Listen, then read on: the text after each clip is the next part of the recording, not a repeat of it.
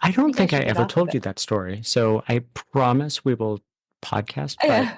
Yeah. um, so I was in, and this is not a big trauma thing. This is just framing the discussion. But I was in New York for 9/11. I was going to medical school like when nine Oh, eleven happened. I was in the Bronx, and I was oh walking to wow. class actually, and like people looked sort of shaken up, and I was like, "What happened?" And they said a plane hit the World Trade Center, and I thought it was like, oh, like a little Boeing Crash. like clipped it on the way by or something, Yeah. and then the world exploded. So I was like, all Oh, right, I need to know what's happening in the world. Like, I don't want to be caught unaware. So I made it my business during medical school to read the New York Times fully every day, like at least the oh, front section.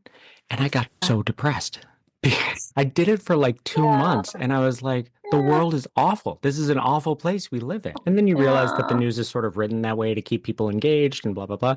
So I stopped. So I learned very early on about the news diet idea. And like, you can't control what happens in the Oh. world, but you can control what you take in and what you don't. I was doing my own ACT before I even knew what that Uh-huh. was. That's awesome. I love that phrase, news diet. Oh, Yeah, yeah. it's what you consume, right? Yeah. It's like a social Yeah. media diet. It's all about that stuff.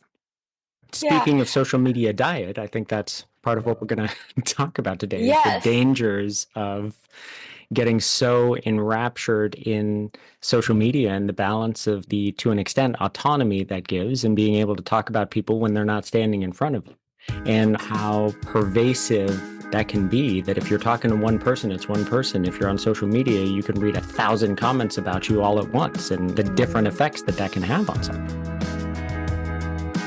Welcome to the Good.Enough.Shrink podcast. We are your hosts. I am Jenna Chang, a child, adolescent, and adult psychiatrist practicing here in Los Angeles, California. And I'm Dr. Patrick Kelly. I am also a child, adolescent, and adult psychiatrist practicing in the Los Angeles area.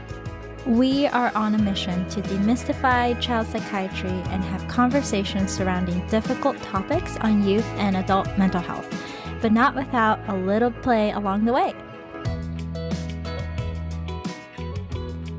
Today we're talking about cyberbullying and suicide.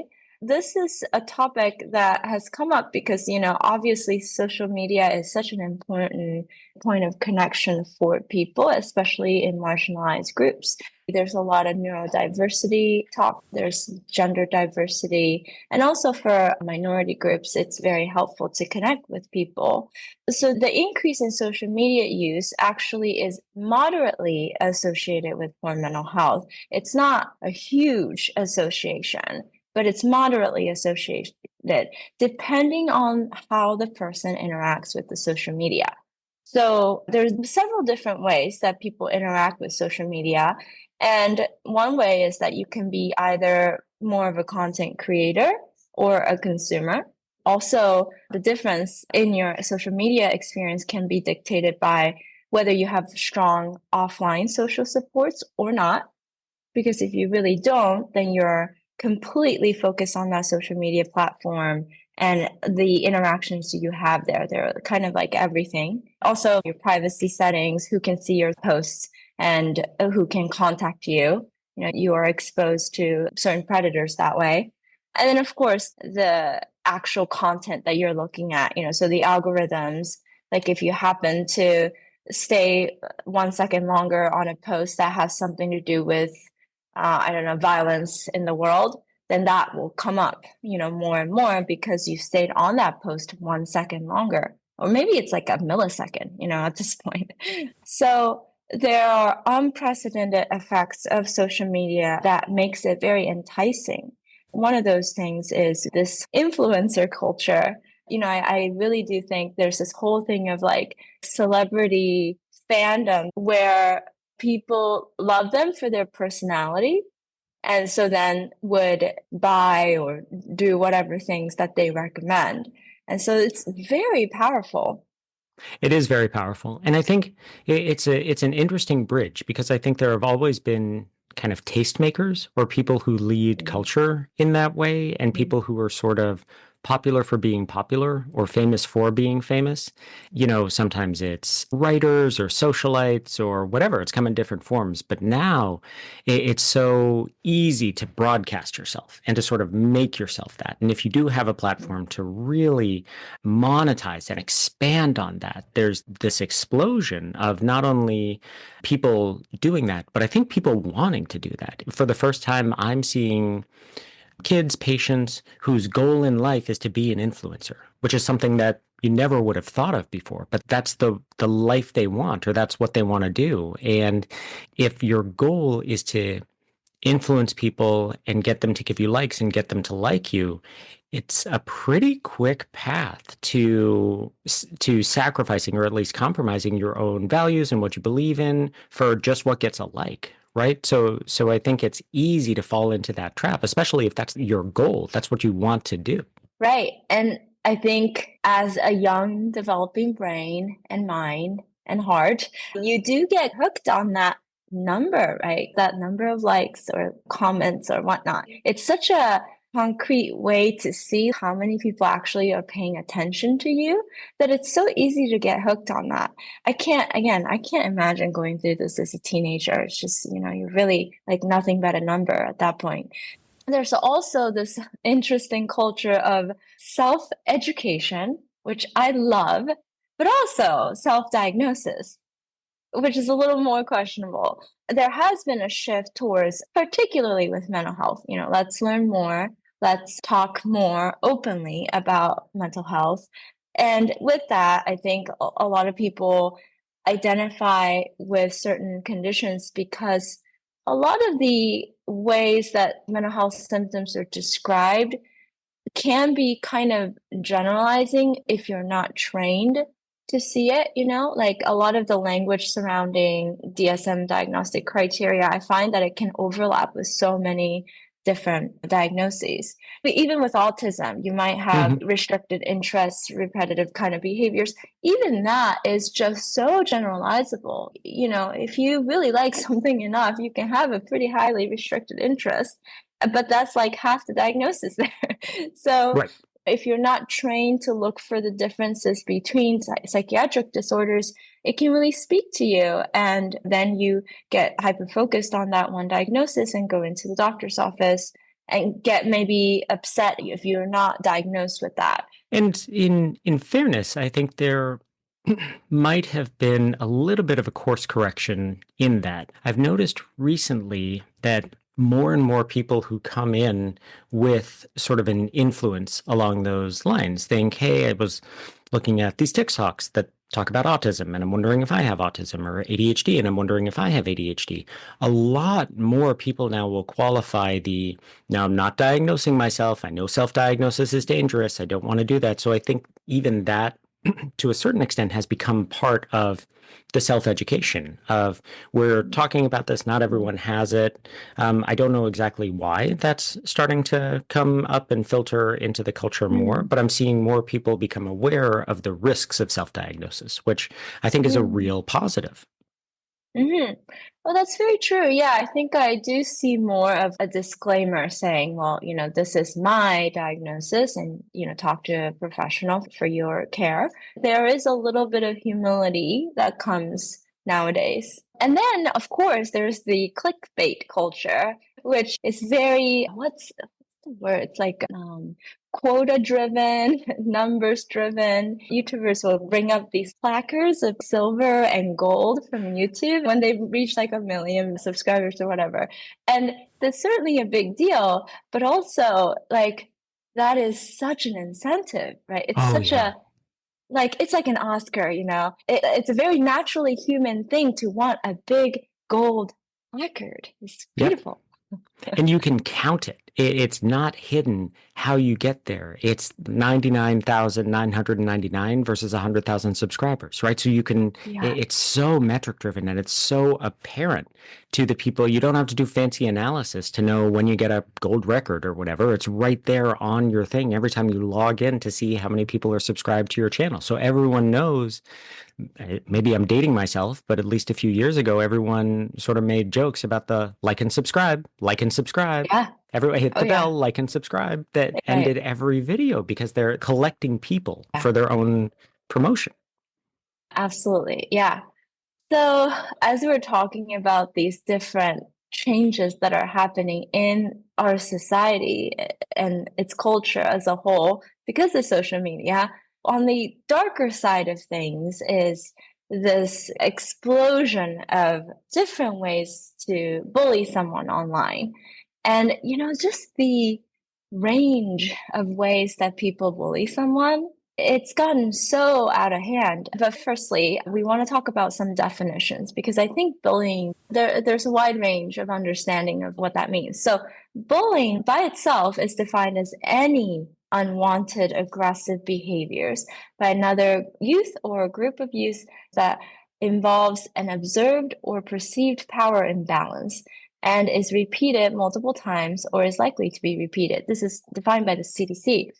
And cyberbullying is using digital platforms to execute this bullying. So it may take many forms, including embarrassing or hurtful comments or photos being posted online or sent to the victim, rumors being spread about the victim online, sexual comments or gestures being posted. This is huge. One of the biggest reasons that people turn to self-harm, suicidal thoughts, ideation, threats to harm, and somebody pretending to be the victim online or catfishing as well, or offensive videos, web pages being posted about the victim. So many different ways. I think the rumor is so easy to do. That spreads like wildfire so quickly. And it's really sad because most of these individuals who engage in cyberbullying are also victimized themselves, which is a trend that we have been seeing with schoolyard bullying, kind of your typical backyard punching each other. So yeah, it's been quite an awakening for me to learn about how many different ways teenagers can bully each other online.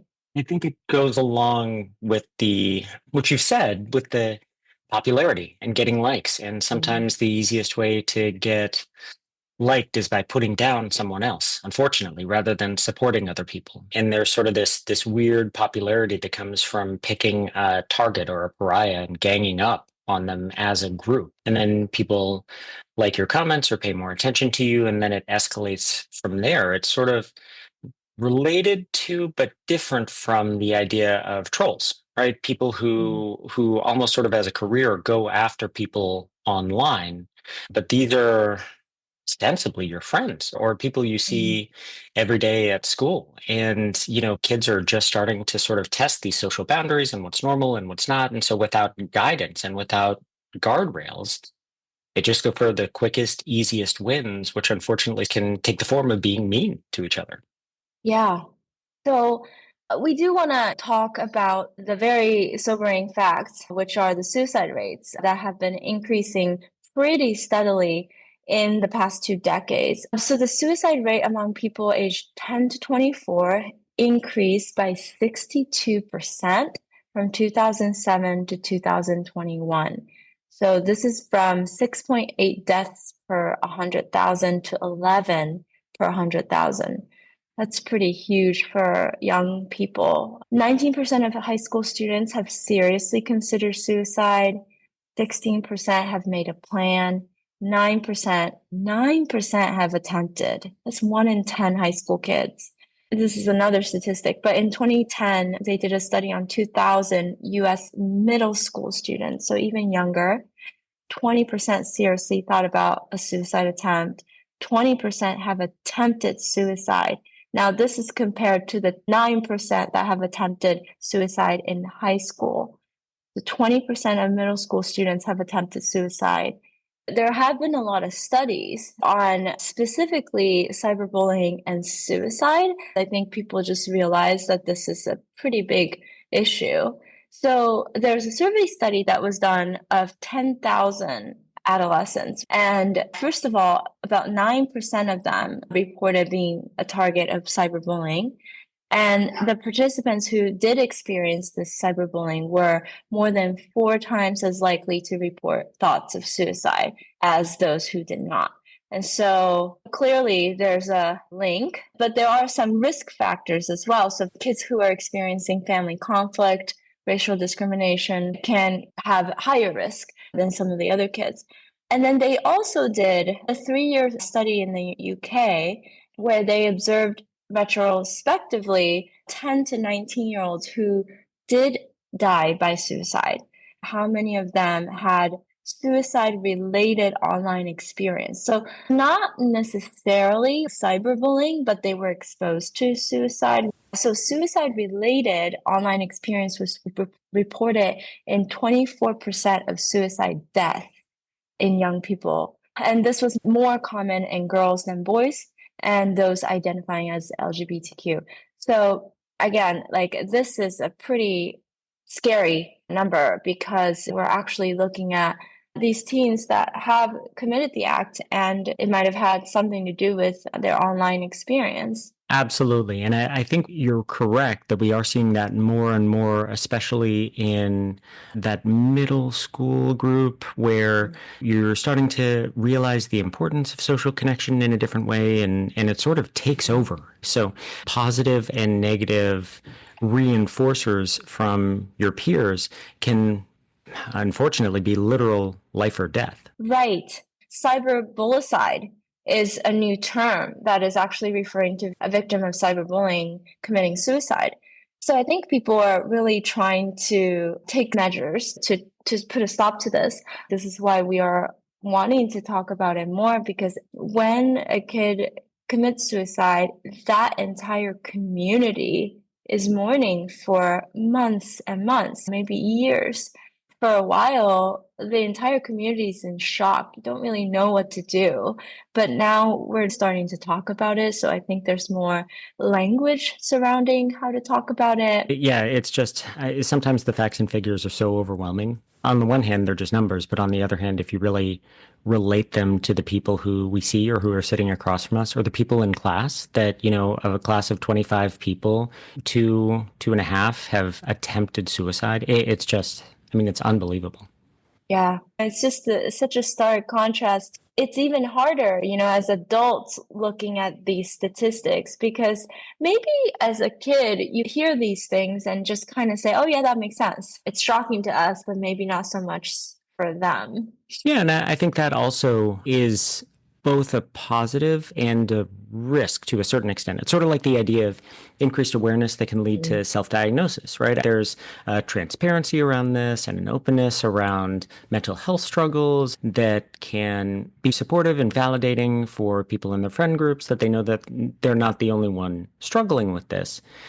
And yet we do know from research that there is suicide contagion. And so there can be a phenomenon where suicide attempts can spread. And we just know from evidence that if one person attempts suicide or, God forbid, commits suicide in a community, you are more likely to see more suicides in that community relatively quickly. So there can be a risk associated with that too, especially if you add in the idea of social media and people really talking about it and broadcasting it that way and making it more of a focus of their identity or experience rather than something that they're trying to overcome. Totally. Yeah, I do agree. I think my thoughts around this change slightly all the time, but if you are, as a parent, worried about your child having suicidal thoughts, we do know that being open and transparent and talking about suicide is helpful because it can be validating. They feel like they're not alone, like there's someone to turn to. And at the same time, because the high-risk population is younger and younger every year, these are like 10-year-olds we're talking about, I do think there's something about not going too much into it. I think there are some boundaries around talking about suicide because you're right, kids can run with it. And we have to be quite mindful of exactly case by case who that child is, what their personality is like, and how much they're able to think about the consequences because their brains are so young. It's not that simple as like, just talk about suicide and self-harm. Not at all. Yeah. Not anywhere close. Absolutely. Yeah. So, okay, what can we do about this? First and foremost is to talk to your child individually, one-on-one, or maybe two-on-one, both parents and the child, and start with the child's feelings and what they know about it, whatever they want to talk about. I think that's really important to start there. If they aren't quite interested or they just want to move on and go play, I think that's also fine. I don't think you have to be forceful regarding this topic. But if you are noticing some warning signs, like they're being isolated or obsessed with social media, and if you take their phone away, they have a full-blown tantrum, then you might start by saying whatever you notice. I notice you are really, really upset when you can't get to your phone. Or I notice that you seem so sad after you are on your phone for 3 hours. Starting there is a warm approach because you're not going in with a lecture. I think that's the kind of thing that pushes kids away, is another thing that they have to comply by when they've listen to people tell them what to do all day at school. And I think one thing that can be super helpful is facts, not interpretation. So rather than you're spending too much time on your phone, I've noticed that the screen time that you're using is increasing because it's so easy to feel judged when it's more of a description as opposed to a fact. You can't really argue with the fact. And even kids get that sometimes it's just a count. It's just the number of hours. It's not too much, too little, because then you get into opinion and that leads to a disagreement. But if it's 6 hours, 8 hours, it's 6 hours or 8 hours. You can't say, well, the phone's wrong, right? Exactly. Yeah. And speaking of the facts, you might also start with, oh, I saw this article online about cyberbullying, and, there are all these kids that are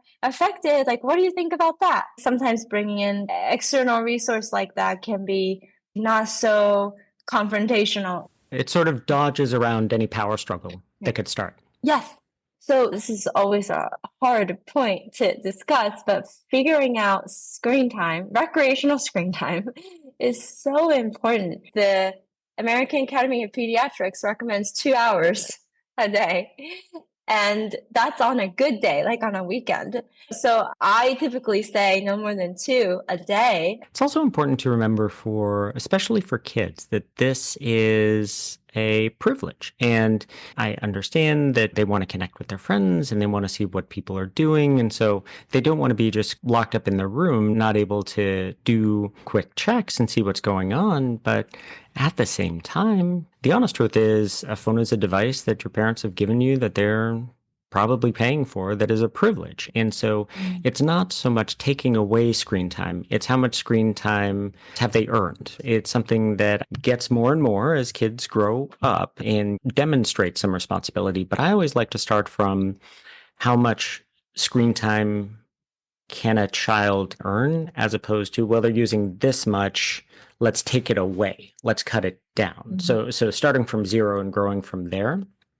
And you can make this as granular as feels comfortable. You do all your homework and every class, every assignment is 30 minutes. Or if you go to school on time, then you get 2 hours of screen time. And for every minute you're late, you lose half an hour. You can do whatever you want and make it transparent and as predictable as possible. Just like, we show up at work, we like what we do. But at the end of the day, a lot of us get a check and we know what that check's going to be. Roughly, kids are the same. And so incentivizing what they should be doing with screen time can actually be really powerful. Yeah, we really have to deal with the same kind of thing, limits and not being able to do things we want to do. So actually, kids and adults share a lot of things. Mm-hmm. So then after you talk to your child, the next thing that's important is to talk to the school. So there's the government website called stopbullying.gov, and it tells you how to report bullying. First of all, report bullying to social media platforms like TikTok, Snapchat, Instagram, and then also report it to the school. There are ways that you can escalate reporting to the school. So obviously, first you talk to the teacher, the school counselor. Most likely, the teacher, school counselor, and principal will have a meeting all together with you. And if that isn't going anywhere, the kid is still being bullied, you can take it up to the school superintendent. And then if you wanted to go further, you can actually take it to the State Department of Education. So I hate to say it like this, but sometimes even if you say the words State Department of Education, it can be like a reality check for the schools, right? Like something's got to change. So going in with that knowledge can be quite influential. There is another website called cyberbullying.org, and they actually have the United States map and different states and their bullying laws. And if you click, you can look and see if bullying is a criminal sanction in that state, or if it has a school sanction. There's a school policy law. So you can check out what your state situation is. So I thought that was quite helpful. Yeah, I think information is power. And I think being able to see what else is happening to other similar children in your area can help parents frame the discussion and frame their understanding of what's happening at the school. One of the things that I found very interesting is that there are anti-bullying laws that exist for certain states, but not at the federal level. So you really have to look at your own state, what the laws are, to seek legal action. So in California, where we are, there's something called Seth's Law. And Seth's Law requires public schools in California to update their anti-bullying policies and programs. And it focuses on protecting students who are bullied based on their actual or perceived sexual orientation and gender identity or gender expression, as well as race, ethnicity, nationality, disability, and religion. So, let's say we're talking to the school about this bullying situation, and then you escalate it up to the principal. Still not much is changed in the school. They don't really update you about what their policies are. Then you can go a step further and talk about this law, because as a public school, they are obliged to abide by this law. There is one thing at a federal level, but you have to qualify for it, which sounds terrible. But for anyone in school who has an IEP or a 504 plan, so an individual education plan or what's called a 504 plan, there are some federal protections. So kids, it's not grade language, but kids who are in those plans by definition have a disability. And so they fall under protections of the Americans with Disabilities Act. So bullying against a person who has an IEP or a 504 plan is technically harassment. It's technically a crime. So I've at times encouraged parents to talk to the school about that this is a serious offense against my child, as opposed to bullying, which has such a spectrum of meaning, and it can be serious or not serious. It's like saying someone's sick. Someone can be severely sick or not that sick. So I think bullying doesn't carry quite the same weight of saying that this is harassment. This is a criminal act. And schools, in my experience, have taken that more seriously. Yeah, that's so true. I guess one thing we didn't bring up is actually if your kids don't want to tell the school, which a lot of kids don't. They don't want to be the tattletale or the kid that turned to the adults and couldn't handle it themselves. A lot of kids feel like they are weak if they can't handle it themselves. So I think there's something to be said about talking to your kids and thinking through ways to sort of fight back and stand up for themselves. And I wonder how you talk about this, Dr. Kelly, because I often try to use humor as a way to get around it. Because at the end of the day, it's like, okay, there's a limited amount of time in the day, and you're spending this much time bullying me. What are you up to? There's something to be said about standing up for themselves. And I think it teaches us how to hold boundaries. I agree. I always talk to kids and parents about the fact that it can be a family discussion and a family decision, because parents certainly have their own thoughts and feelings about how kids should stand up. And so I don't want to encourage splitting. Well, my doctor said I should X. Why are you saying this? So it's a discussion with the parents first, and then talking to the child about what the best approach is. Generally, some of the old advice we do know from evidence doesn't necessarily work. So the idea of ignore it and it will go away doesn't always work.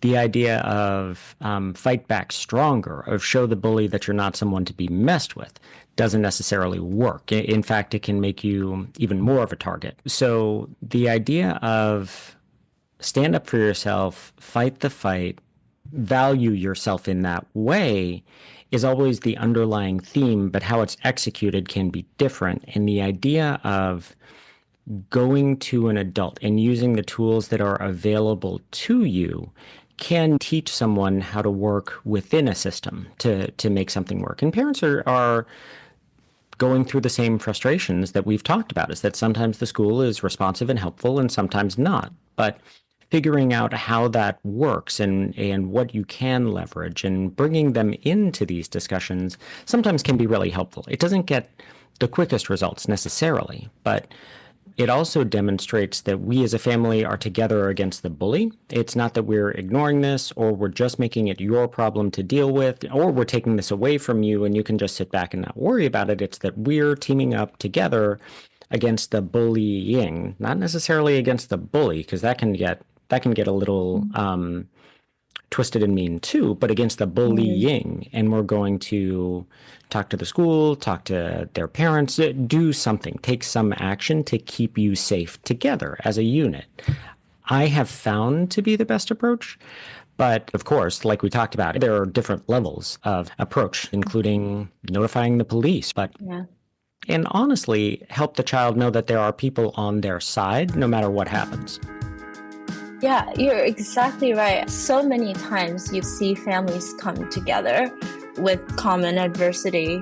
So being with the family as a unit, cohesive, and thinking about bullying as a concept rather than the single person is absolutely helpful.